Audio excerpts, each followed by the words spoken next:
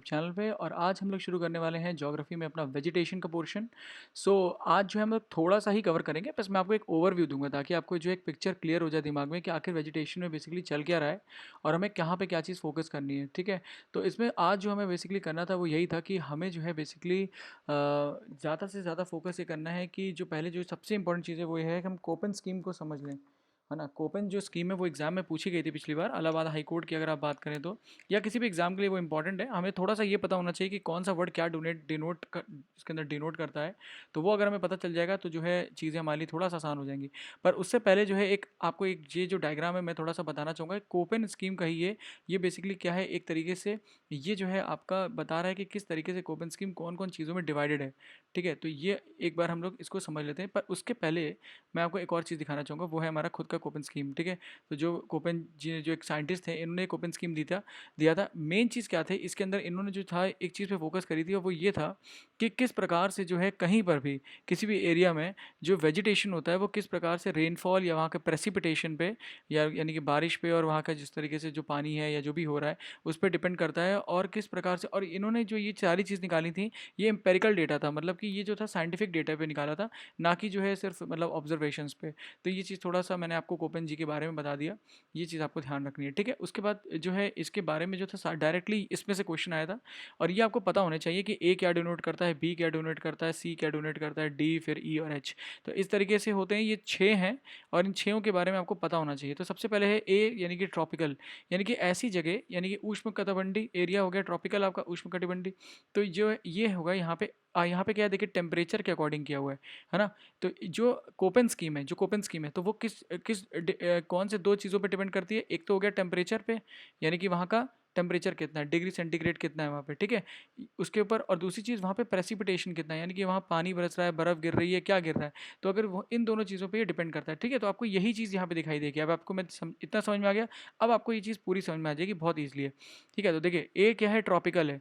Tropical मतलब क्या, उष्ण कटिबंधीय एरिया, यानी कि ये वाला एरिया जो है। ठीक है, ये वाला जो एरिया ही हो गया आपका ट्रॉपिकल एरिया। ठीक है, इसके आगे भी जो है उसमें और भी मतलब डिविजन्स हैं, वो बाद में हम देखते हैं। पर पहले आप समझ लीजिए ये वाला जो एरिया दिख रहा है आपको, ये एरिया कहलाता है ट्रॉपिकल एरिया। जो आपका इक्वेटर और ट्रॉपिक ऑफ कैंसर यानी कर्क रेखा ऊपर, और नीचे जो ट्रॉपिक ऑफ कैप्रिकॉर्न है, इनके बीच का जो एरिया है ये आपका हो गया आपका ट्रॉपिकल एरिया। तो अब यहाँ पे देखिए कैसे डिनोट किया है इसने। यहाँ पे जो होता है कि जो एवरेज टेम्परेचर होता है यहाँ के कोल्डेस्ट मंथ का, तो इंडिया में कोल्डेस्ट मंथ कौन सा होते हैं, यानी कि यहाँ पे जनवरी दिसंबर का मंथ। तो वो जो टेम्परेचर होता है वो कभी भी 18, वो जो होता है हमेशा 18 डिग्री या उससे ज़्यादा रहता है। ठीक है, ये आपको ध्यान रहेगा, उससे कम नहीं होता है, यानी कि यहाँ पे एक गर्मी बनी रहती है 18 डिग्री सेंटीग्रेड या उससे ज़्यादा की। तो ये पॉइंट आपको याद रहेगा। दूसरा पॉइंट है वो आ जाता है बी। बी क्या डिनोट करता है, ड्राई क्लाइमेट्स को। ठीक है, तो यहाँ पे ऐसे बेसिकली ड्राई क्लाइमेट ऐसी जगह होती हैं जहाँ पे इवेपोरेशन जो होता है ज़्यादा हो रहा है पानी गिरने के कंपैरिजन में। यानी कि मान लीजिए अगर यहाँ पे 10 लीटर पानी गिरा, 10 लीटर तो पानी कहीं नहीं गिरता है, मैं आपको बता रहा हूँ एग्जाम्पल। ठीक है, 10 लीटर पानी गिरा तो यहाँ पे 15 लीटर जो है वो इवेपोरेट हो गया। तो ऐसा जो एरिया होगा उसे क्या बोलते हैं, ड्राई क्लाइमेट, सूखा प्रदेश, सूखा एरिया। ठीक है, तो यहाँ पे बहुत सारे ड्राई क्लाइमेट है। ठीक है, जैसे जो आपको पीले पीले दिख रहे हैं ना, ये सारे ड्राई क्लाइमेट्स हैं, एरियाज हैं। ठीक है, फिर आ गया वार्म टेम्परेट एरिया। तो अब यहाँ पे क्या होता है, average temperature of the coldest month, जो यहाँ का सबसे सर्दी वाला एरिया होगा, है ना, सर्दी वाला मंथ होगा, of the climates year is higher than -3 degree centigrade and but below this.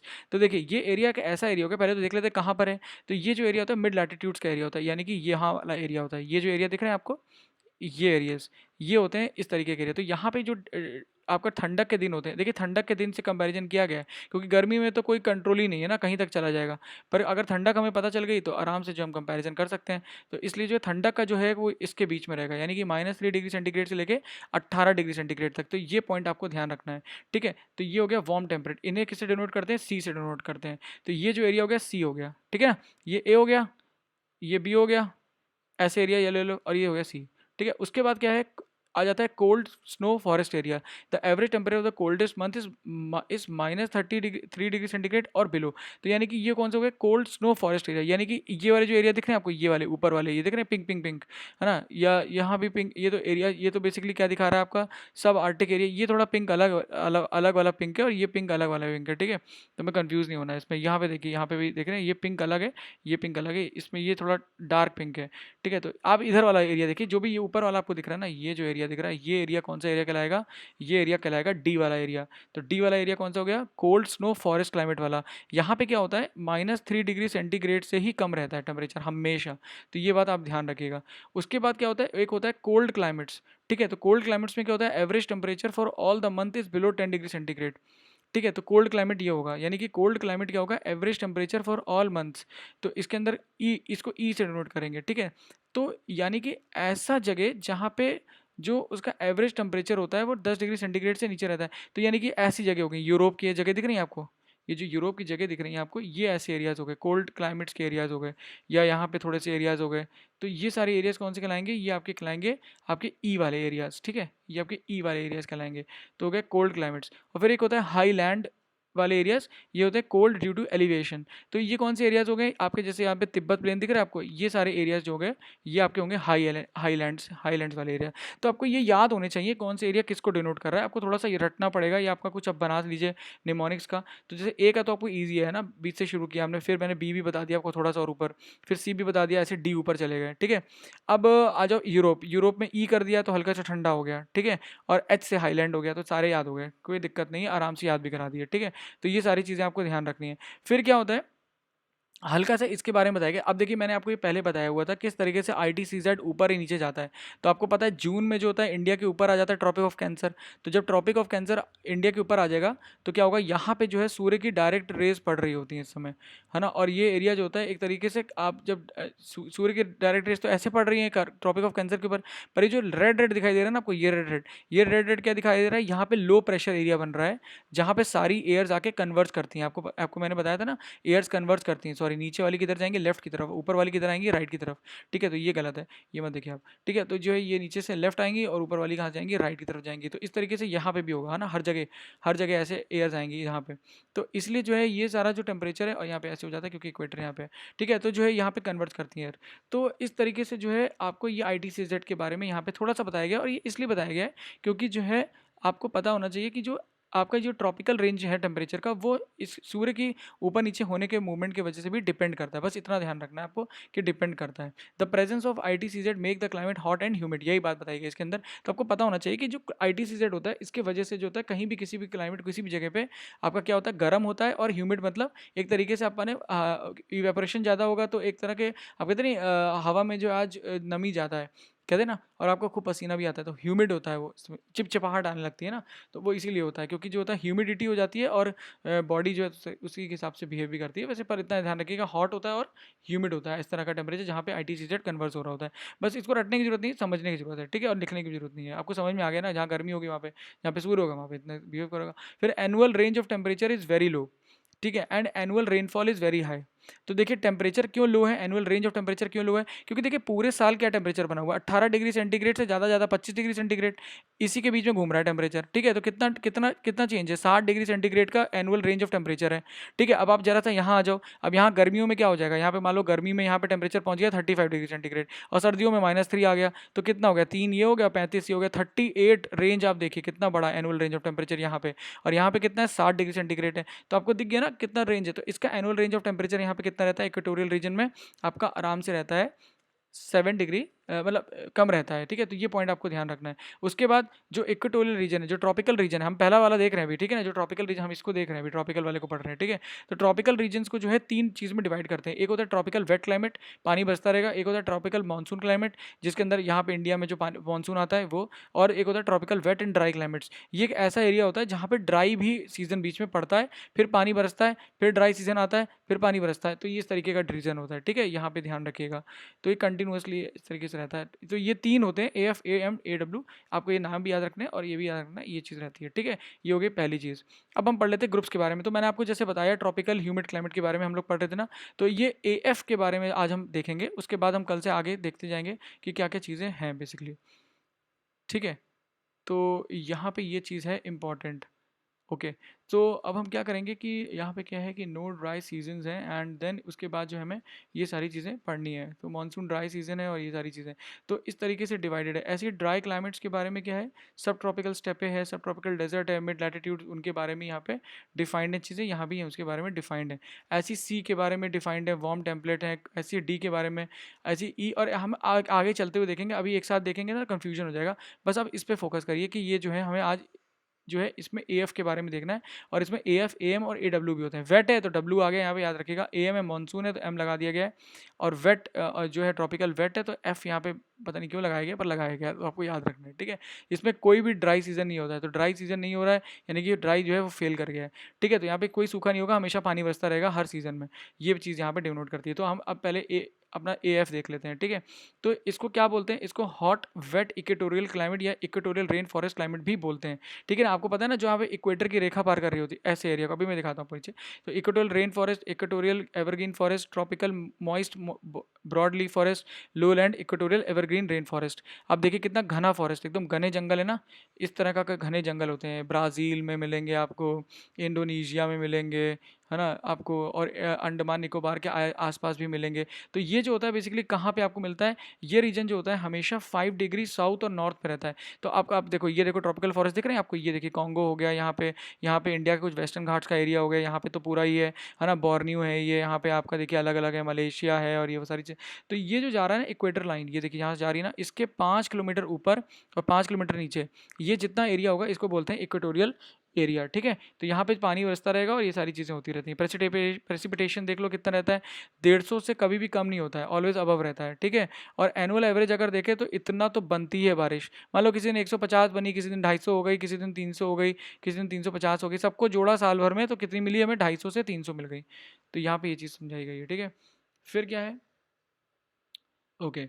फिर क्या चीज़ है, फिर हमें देखना है कि यहाँ पे there are 2 periods of maximum rainfall, यानी कि एक अप्रैल है और अक्टूबर में ज़्यादा पानी बरसता है, ठीक है। और यहाँ पे जब तूफान आता है हर शाम को, तो ये ध्यान रखिएगा। तो ऐसे क्वेश्चन पूछा जा सकता है कि हर ऐसी कौन सी जगह है जहाँ पे रोज़ शाम को 4 बजे तूफान आता है, तो वो कौन सी जगह है और पानी बरसता है, तो वो कौन सी जगह है, इक्वेटोरियल रीजन है। फिर यहाँ पे वेजिटेशन कैसा है, वेजिटेशन में देखिए जो अमेजोन है, अमेजोन में जो है बहुत घने फॉरेस्ट पाए जाते हैं जिनका नाम क्या है, सेल्वास।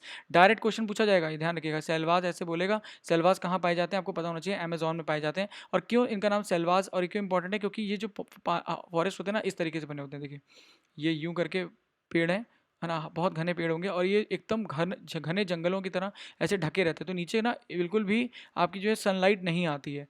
तो ये चीज़ इंपॉर्टेंट है, ठीक है। और यहाँ पे कौन कौन से पेड़ होते हैं, महोगनी, एबोनी, डाई वुड्स, ये सारे वुड्स यहाँ पे पेड़ मिलते हैं। तो आपको ये नाम याद रखना है और ये ध्यान रखना है कि ये सेल्वास होते हैं, ठीक है, ये ध्यान रखिएगा। और सबसे ज़्यादा इनको खतरा क्या है, बेसिकली लंबरिंग और शिफ्टिंग कल्टीवेशन, यानी कि आपको पता है ना, एक थोड़ा पैच काटा, यहाँ पे पेड़ हटा दिए, फिर यहाँ पे खेती करी, फिर दूसरी जगह चले जाते हैं ना, जैसे झूम कल्टीवेशन और ये सारी चीज़ होती है इंडिया में, यहाँ पर भी होती हैं और इनकी वजह से इनको खतरा है, ठीक है। कैनोपी मैंने आपको समझा दिया, इस तरीके से होता है, एकदम पेड़ों की जो ऊपर के वृक्ष होते हैं वो इस तरीके से ढके रहते हैं हर चीज़, और जो है वो सब सारी सारी चीज़ें रहती हैं, तो इनको बोलते हैं कैनोपी। फिर एक होते हैं इनके ऊपर पेड़ होते हैं, उनको बोलते हैं एफीफाइट्स, ठीक है, एपीफाइट्स। अब हिंदी में क्या कहते हैं इसको आप देख लेना। अब मान लो ये पेड़ है, ठीक है, इस तरीके से खूब ऊंचा पेड़ है, ठीक है। यहाँ पे क्या होगा, ऐसे ऐसे ऐसे ऐसे ऐसे ऐसे ये इसके ऊपर पूरे बेल की तरह चिपक जाएंगे, ठीक है, कई सारे पेड़ इसके ऊपर आ जाएंगे।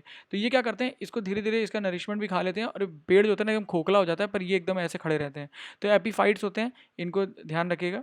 और कभी कभी जो है ये मतलब ये पेड़ को तो नहीं मारते, पर ये क्या है, पेड़ से काफ़ी सारी चीज़ें ले लेते हैं, तो पेड़ कभी कभी स्वाभाविक रूप से मर जाता है, पर ये हार्मलेस, बेसिकली जनरली हार्मलेसली नहीं, मतलब हार्मलेस ही होते हैं, मतलब ज़्यादातर हार्म नहीं करते हैं, ठीक है। तो ये बात ध्यान रखिए, बस इनको एपीफाइट्स को बोलते हैं, ये ध्यान रखिएगा। एक तरीके से इस तरीके से चढ़ते हैं ये पेड़ के ऊपर, एपीफाइट्स बोलते हैं इनको। और एक दो नाम आपको और ध्यान रखने हैं कि इन जंगलों में, यानी कि कॉन्गो के जंगल में पिग्मीज और मलेशिया के जंगल में ओरांग असली करके ये ट्राइब मिलती हैं। इन ट्राइब्स का नाम याद रखना है। तो कॉन्गो एक बार मैं आपको दिखा देता हूँ, ये जो एरिया दिख रहा है आपको ना, ये है कॉन्गो का, ये कॉन्गो फॉरेस्ट है, ये ब्राज़ीलियन फॉरेस्ट है आपके, ठीक है। ये वाला जो एरिया दिख रहा है, ये कौन सा एरिया है, ये ब्राज़ील का फॉरेस्ट है। और यहाँ पे जो है ये क्या है, मलेशिया वलेशिया है यहाँ पे, ठीक है। तो ये आपको ध्यान रखना है। और यहाँ पे कौन मिलते हैं, यहाँ पे आपके पिग्मीज मिलते हैं जो मैंने आपको बताया, और असली वाले जो है ना यहाँ मिलते हैं, क्या नाम था इनका, फिर मैं देख लेते हैं एक बार। ये ओरांग असली करके जो होते हैं यहाँ पे मिलते हैं, ठीक है। तो ये पॉइंट आपको ध्यान रखना चाहिए। अब इनके एरिया में कौन कौन से प्लांटेशन होते हैं ये थोड़ा सा ध्यान रखिए। और ये यहाँ के मुख्य प्लांटेशन है, जैसे कॉफ़ी जो है वो ब्राज़ील में सबसे ज़्यादा मिलती है, ब्राज़ील में शुगर केन भी बहुत मिलता है, तो इंडिया का कॉम्पिटिशन चलता रहता है ब्राज़ील के साथ, तो ये पॉइंट आप ध्यान रखिएगा। रबड़ जो है वो मलेशिया और इंडोनेशिया में बहुत मिलता है, इंडिया भी यहाँ से इम्पोर्ट करवाता है कभी कभी। और पाम जो है आपको पता ही है मलेशिया और इंडोनेशिया में मिलता है। अभी यहाँ पे न्यूज़ में भी था कुछ महीनों पहले कि वहाँ का जो बेसिकली जो वहाँ का प्रीमियर था, प्रेसिडेंट था, वो कुछ मतलब हमारे मतलब एक्सटर्नल अफेयर्स के में दखल दे रहा था, तो हमने वहाँ से मलेशिया से जो था स्पेशली पाम ऑयल बंद करवा दिया था, है ना, आपको याद होगा। तो पाम ऑयल बंद करवाने की वजह से क्या हुआ, उनको बहुत घाटा हो रहा था, तो बाद में वो ठीक हो गए थे, अपनी भाषा बदल दी उन्होंने, ठीक है। पर इंडोनेशिया जो है हम फिर इंडोनेशिया से लेने लगे। तो यहाँ पे पाम ऑयल मिलता है, ये ध्यान रखिएगा, पाम ऑयल पे क्वेश्चन बन सकता है क्योंकि करंट अफेयर्स में भी था।